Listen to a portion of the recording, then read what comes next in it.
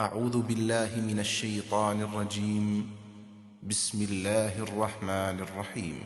قل إني نهيت أن أعبد الذين تدعون من دون الله قل لا أتبع أهواءكم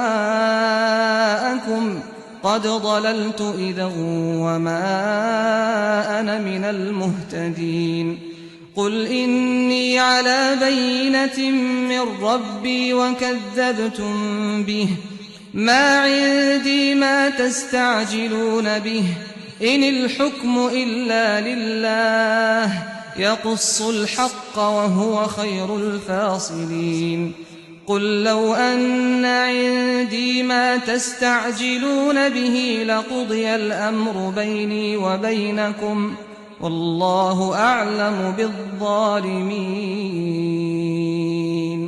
وعنده مفاتح الغيب لا يعلمها إلا هو ويعلم ما في البر والبحر وما تسقط من ورقة إلا يعلمها ولا حبة في ظلمات الأرض ولا رطب ولا يابس إلا في كتاب مبين اے پیغمبر کہہ دو کہ مجھے تو ان کی عبادت سے روکا گیا ہے جنہیں تم خدا کے سوا پکارتے ہو۔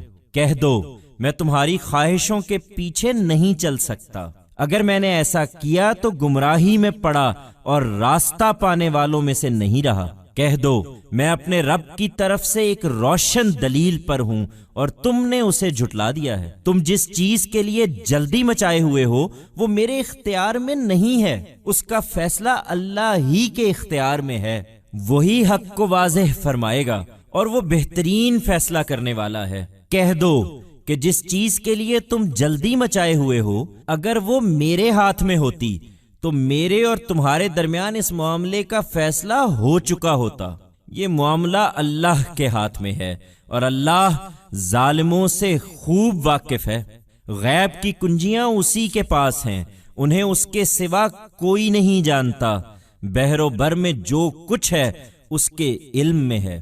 درخت سے کوئی ایسا پتا اور زمین کی تہوں میں کوئی ایسا دانہ بھی نہیں گرتا اور نہ کوئی خشک و تر ایسا ہے جسے وہ نہ جانتا ہو۔ یہ سب اس کے ہاں ایک کھلی کتاب میں درج ہے۔ O Prophet, say, I have been stopped from worshipping those whom you invoke besides God. Say, I cannot follow your desires. If I did this, I would be straying and not remain among those on the right path. Say, I am on a radiant argument from my Lord and you have denied it.